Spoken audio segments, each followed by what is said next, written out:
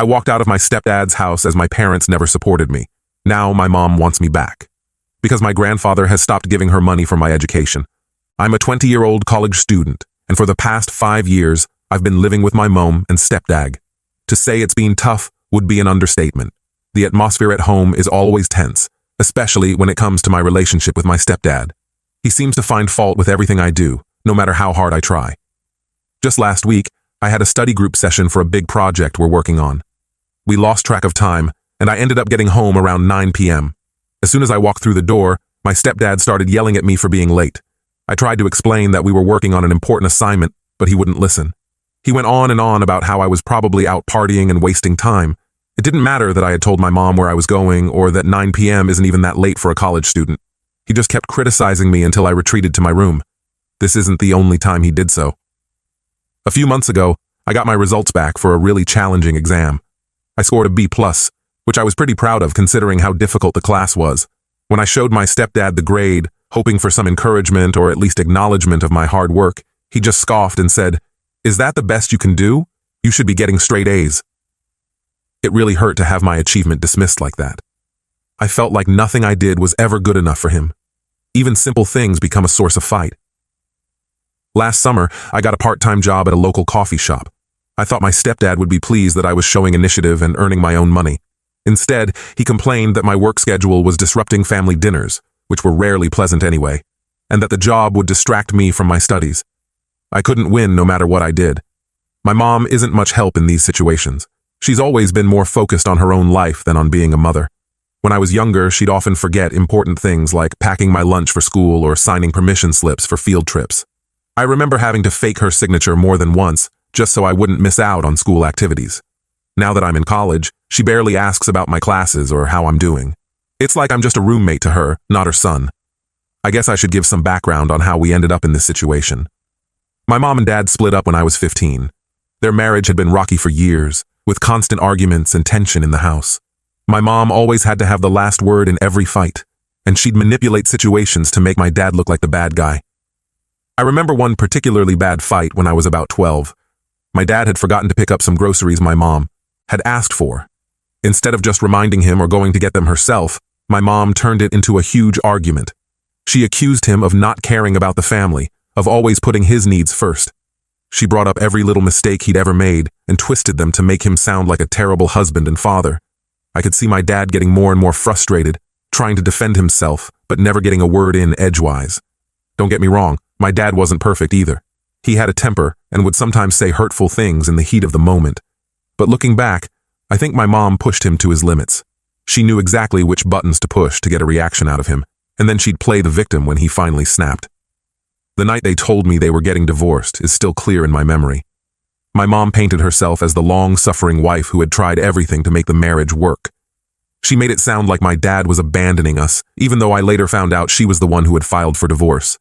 It was all part of her manipulation, making sure she came out looking like the good guy. After the divorce, my mom started dating my stepdad almost immediately. She met him at a local bar, and within 6 months they were married. It felt like she was trying to replace our family as quickly as possible. I never really got a chance to process the divorce before this new guy was suddenly living in our house and trying to parent me. The change was rough. My stepdad came in with his own ideas about how things should be done, and he wasn't interested in considering how his presence was affecting me. He implemented strict rules about curfews and chores, even though I had always been responsible about those things. It felt like he was looking for excuses to exert his authority over me. For the most part, I've kept quiet about how I feel. I don't want to cause more drama or make things worse. I've tried to focus on my studies and spend as much time as possible out of the house. But yesterday, something happened that was the final straw for me. I had a big exam coming up in my advanced calculus class. It's one of the hardest courses in my major, and I really needed to do well on this test. I had been studying all day, but I still felt like I needed more time to review some complex concepts. Around 11 p.m., I moved to the living room to study. My room is right next to my parents' bedroom, and the walls are thin. I didn't want to disturb them with my late-night studying, and the living room has always been a quiet place where I can concentrate. Around midnight, my stepdad came out of the bedroom. As soon as he saw me, he started complaining about the light being on. I calmly explained that I needed to study for my exam, but he insisted I go to my room. I tried to argue that the living room was the only quiet place in the house where I could study without disturbing anyone, but he wouldn't listen. That's when he exploded. He started yelling about how ungrateful I was, how I was wasting his electricity, and how I'd probably fail the exam anyway because I was too stupid to study efficiently. His words hit me like a punch to the gut. I had been working so hard, and to have him dismiss my efforts and insult my intelligence like that was devastating. The commotion brought my mom out of the bedroom. I hoped that maybe, just this once, she would stand up for me. Instead, she just told me to do what my stepdad said and go to my room. She didn't even acknowledge how unfair and hurtful his words had been. It was like she didn't care at all about how I was feeling or how important this exam was to me. That was it. I couldn't take it anymore. I went to my room, but I didn't study. I couldn't focus after what had happened. Instead, I stayed up all night thinking about my situation. By morning, I had made up my mind. I couldn't continue living in this toxic environment. As soon as I heard my mom and stepdad leave for work, I started packing. I grabbed a duffel bag and filled it with some clothes, my laptop, and a few personal items. I wrote a short note saying I needed some time away and left it on the kitchen table. Then, with a mix of fear and determination, I headed to my grandparents' house across town. They've always been supportive of me, and I hoped they would understand why I needed to get away. I'm writing this from their guest room now. I don't know what's going to happen next, but I know I can't go back home right now. The relief I felt as soon as I walked out that door was overwhelming. For the first time in years, I feel like I can breathe. I need some time to think and figure out what to do next, but for now, I'm just grateful to be out of that house and away from the constant criticism and tension. I know my mom will probably be upset when she realizes I'm gone, but I can't bring myself to care too much right now. I need to start prioritizing my own mental health and well-being. I'm not sure what the future holds, but I know that this was a necessary step. I just hope my grandparents will understand and support my decision. Update 1. It's been a couple of days since I left home and came to stay with my grandparents. The peace and quiet here have been a complete contrast to the constant tension I was living with before. My phone has been blowing up with calls and messages from my mom, but I've only responded with short texts to let her know I'm safe. I'm not ready to have a full conversation with her yet. My stepdad hasn't reached out at all, which honestly doesn't surprise me. I doubt he even misses me. When I first arrived at my grandparents' house, they were surprised, but welcoming as always. My grandmother immediately started fussing over me, asking if I was hungry and insisting on making me a sandwich even though I said I was fine. My grandfather just gave me a long look, like he could sense something was wrong, but he didn't push me to explain. I'm not great at opening up about my feelings, and I appreciated that they didn't force me to talk about why I was there. I've been staying in their guest room, which is more comfortable than my room at home ever was.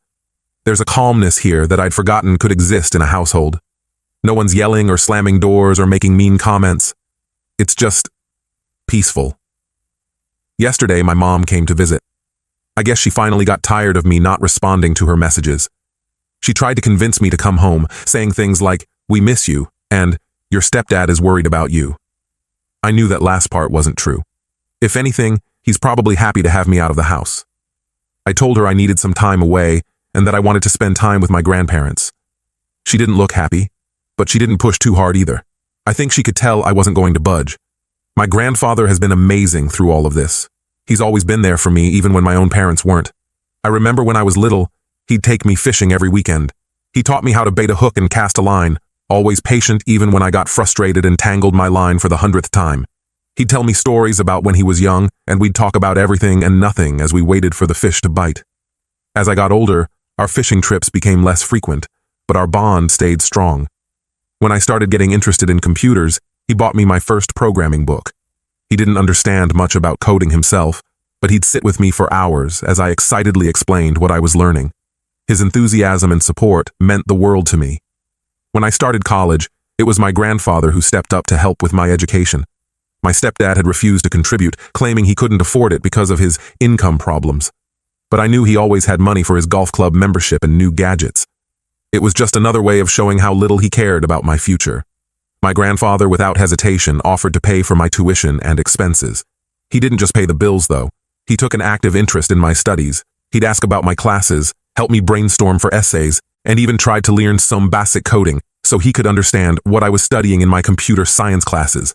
I remember one time, I was struggling with a particularly difficult programming assignment. I was ready to give up, feeling like maybe I wasn't cut out for this field after all. My grandfather sat down with me. And even though he didn't understand the technical details, he helped me break the problem down into smaller parts.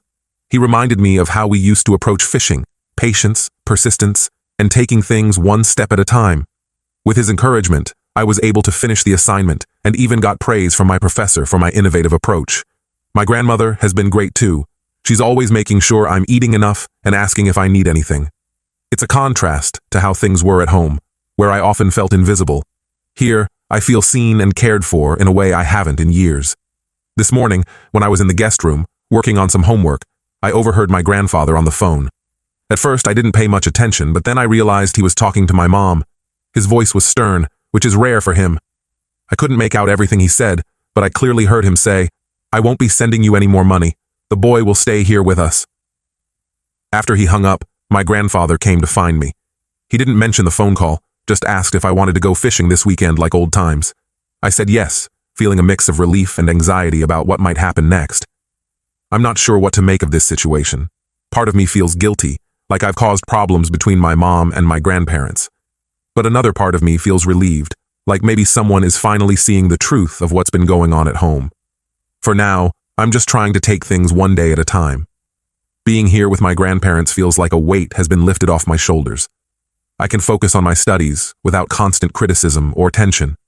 I'm sleeping better than I have in years, and I even feel more motivated in my classes.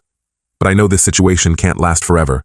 Eventually, I'll have to face my mom and stepdad and figure out what the future looks like. Will I go back home? Can I find a way to live on my own? What will happen with my college tuition? These questions keep swirling in my mind, but I'm trying not to let them overwhelm me. For now, I'm grateful for this relief and for the unconditional love and support of my grandparents. It's helping me realize what a healthy family dynamic should look like, and it's giving me strength to face whatever comes next. I know there are tough conversations and decisions ahead, but for the first time in a long time, I feel like I might be able to handle them. I'm not alone anymore, and that makes all the difference. Update 2. It's now been a few weeks since I moved in with my grandparents, and things have finally settled into a new normal. The peace and quiet here have been incredible for my studies. Without the constant stress and arguments at home, I've been able to focus better than I have in years. My grades are already improving, and I'm actually enjoying my classes again. It's amazing how much easier it is to learn when you're not constantly walking on eggshells or dreading going home. My grandparents have been amazing, but they've also been concerned. They had been asking every other day why I really left home, sensing there was more to the story than I was telling. At first, I kept brushing off their questions, not wanting to cause any family drama. I've always been the type to keep my problems to myself, not wanting to burden others.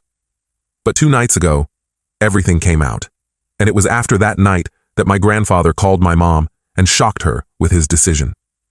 We were sitting in the living room after dinner. My grandmother had made my favorite meal, and there was a comfort in the air that made me feel safe. My grandfather gently asked again what had been going on at home. Maybe it was the calm atmosphere, or maybe I was just tired of keeping it all inside, but I finally opened up. I started talking, and once I began, it was like a dam had broken. I told them everything: the constant criticism from my stepdad, the neglect from my mom, the tension that filled the house every day. I explained how my stepdad would belittle my achievements and make me feel worthless. I told them about the night I left, how I wasn't even allowed to study in peace for an important exam. As I talked, I saw my grandfather's expression change from concern to anger. My grandmother reached out and held my hand, her eyes filled with tears. For the first time, I felt like someone was really hearing me, really understanding what I had been going through. When I finished, my grandfather asked if my mom had been taking care of me properly, if my education fees were being paid regularly, if my needs were being met. He explained that he had been sending my mom money every month specifically for my care and education. Sometimes, he said, she even asked for more, claiming I needed it for school expenses. I was stunned. I had no idea my grandfather had been sending extra money for me. It was like a piece of a puzzle I didn't even know I was solving suddenly fell into place. I told him the truth, that my needs weren't always met, that I often had to make do with old textbooks or skip social events because I couldn't afford them. I explained how my mom seemed to spend most of her money on herself and my stepdad, buying new clothes or going out to expensive restaurants. As I spoke, I could see the realization dawning on my grandparents' faces. They had been trying to help me all along, but their support had been misused.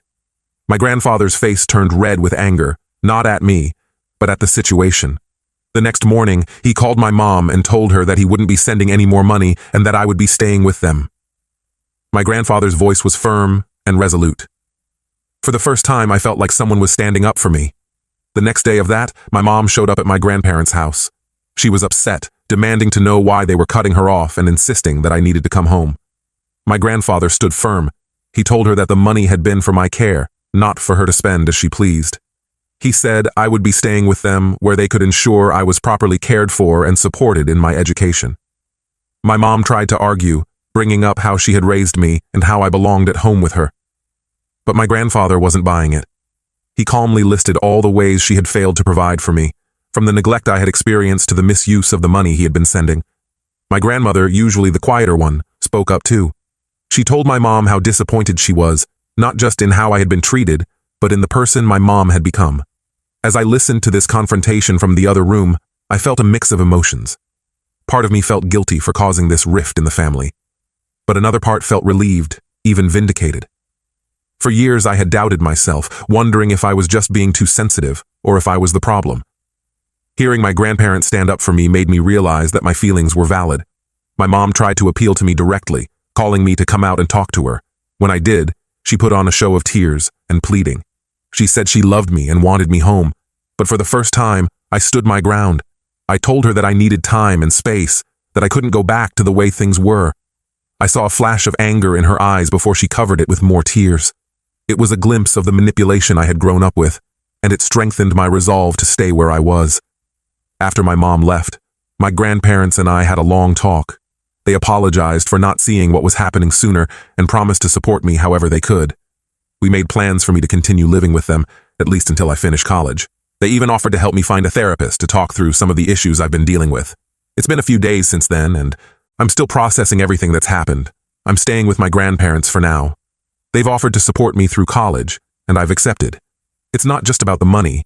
It's about having a stable, supportive environment where I can thrive. I'm focusing on my studies and on healing from the stress of the past few years. My grades are improving, and I'm even starting to enjoy my classes again.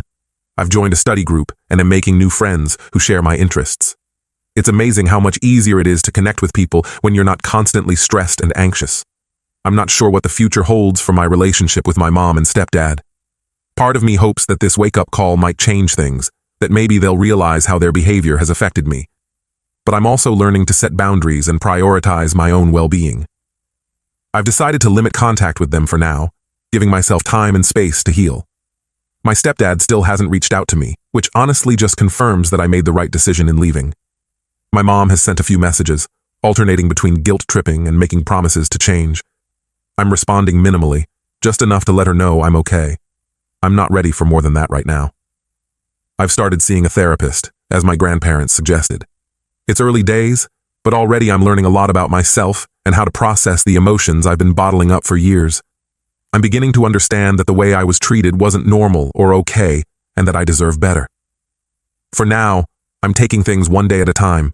I'm grateful beyond words for my grandparents and the love and support they've shown me. They've taught me what family should really be like, and that's a lesson I'll carry with me for the rest of my life. I know there will be challenges ahead. Healing takes time, and I'm sure there will be difficult moments as I navigate my new reality. But for the first time in years, I feel hopeful about the future. I'm learning to trust myself, to value my own worth, and to surround myself with people who genuinely care about me.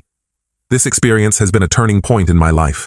It's shown me that it's okay to stand up for myself, to remove myself from toxic situations, and to seek help when I need it. I'm not the same person I was when I first packed my bags and left home. I'm stronger now, more self-aware, and determined to build a life that makes me happy. As I sit here in my grandparents' house working on an essay for class, I feel a sense of peace I haven't known in years. I know the road ahead might not be easy, but I'm ready to face it.